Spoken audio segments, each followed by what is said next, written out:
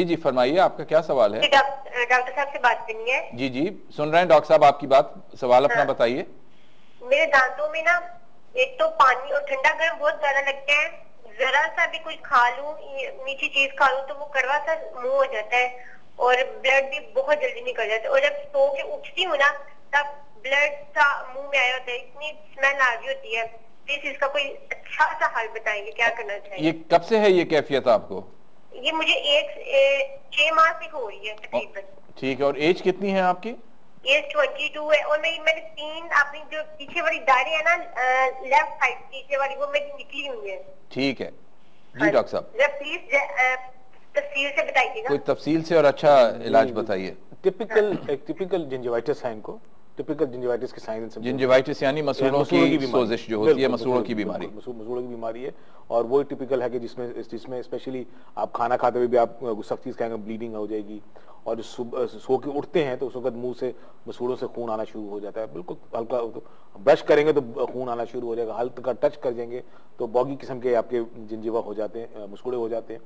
तो इसका सबसे अच्छा बेहतरीन इलाज ये है कि एक तो आप दांतों की जाके डेंटल सर्जन के पास जाएं, आप डीप क्यूरेटाज जो सफाई करवाएं, फिर अपनी सफाई का ख्याल रखें, और गर्म पानी में नमक डाल के कुलियां या जो भी माउथ वॉश है कम से कम दिन में 2 से 3 दफा डेफिनेटली आप गर्म पानी कुलियां करें। और इस वो जो सेंसिटिविटी हो रही है वो हो ही इस वजह से रही है कि वो उसकी वजह से जो गम रिसीड कर गए हैं, जो गम ने जो कवर करना था दांत को, उसका सिमेंटम एरिया को, वो दांत रूट का एरिया एक्सपोज हो गया, डेंटिन एक्सपोज हो गई है।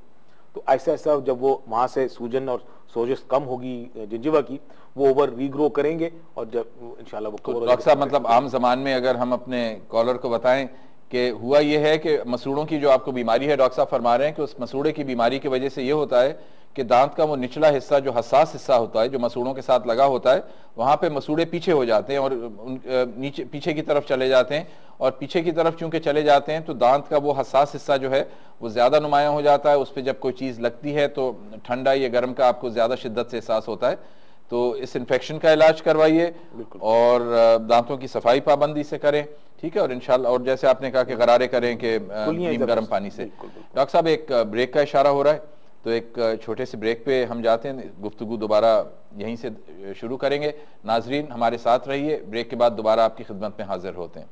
हाजिर हैं डॉक्टर तौकीर से गुफ्तगू हो रही थी दांत के मसाइल पे, और बात हो रही थी डेंचर्स के ऊपर कि ये जो मसनूई दांत डॉक्टर साहब लगते हैं, इस पे आप कुछ नाजरीन को बताने वाले थे।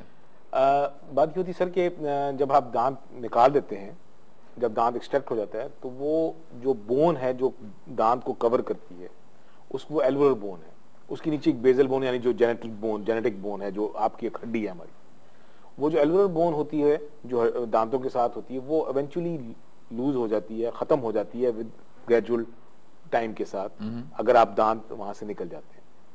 तो इवेंचुअली जब तक वो मौजूद है तब तक तो डेंचर्स बड़े अच्छे चल जाते हैं, बन भी जाते हैं और चलते हैं। बट वो जब आप डेंचर्स बनाते हैं, आजकल सॉफ्ट डेंचर्स भी आ गए हैं, ये डेंचर्स भी जो कन्वेंशनल डेंचर्स हैं हम वो लगाते हैं, तो वो जब तक तो वो क्योंकि उसका प्रेशर पड़ता रहता है ऑन द बोन, तो इवेंचुअली वो दैट गिव्स इन, नीचे के ज्यादा जल्दी चले जाते हैं, ऊपर का जो पैलेट का हिस्सा तो वो तो मतलब दबाव से वो घिसना शुरू हो जाती है। तो इवेंचुअली टाइम कम्स के वो दांत जो है वो जो आप मसूनी दांत है खासकर नीचे के, वो बिल्कुल हवा में झूल रहे होते हैं, एंड इट बिकम्स डिफिकल्ट के उससे आपकी चेहरे की साख भी चेंज हो जाती है, प्रोफाइल चेंज हो जाता है, खाना प्रॉब्लम खड़ा होता है, बात नहीं कर सकते, बात करेंगे तो हिलना शुरू हो जाता है तो वो निकल आता है बाहर। तो आजकल things have improve but definitely it's an expensive treatment still, कि हम लोग वो आजकल एक स्टेज आ जाती है जब जहाँ हड्डी बिल्कुल नहीं हो रही होती, तो उस पर हम डेंचर कैसे बैठाएं, कैसे एक लोगों को खाने की तरगीब दे सकें, अच्छा खास at least they can have a good healthy मील।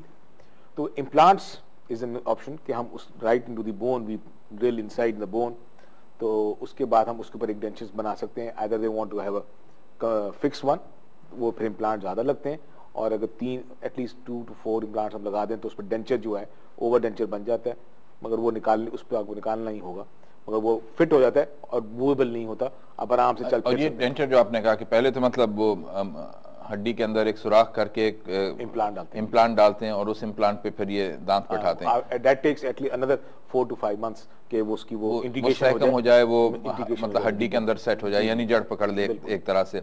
और ये जो इम्प्लांट होता है और ये जो उस पर फिर आप डेंटर लगाते हैं, ये क्या परमानेंट होता है, मुस्तकिल होता है, या फिर मतलब इसको भी बदलने की जरूरत होती है? इसके वंस इट इज ऑस्टियोइंटीग्रेशन हो जाती है उसके अंदर, तो इट गोज वेल। एंड अगर 8 से 10 साल का पीरियड गुजर जाता है विदाउट, इसमें सबसे इम्पोर्टेंट जो पार्ट है लगने के बाद भी फिर वही पर्सन जो पेशेंट है, he has to play a more important part, how well he takes care of that area and ताकि वहाँ पेरी इम्प्लांटाइटिस या इन्फेक्शन ना हो उसके अराउंड।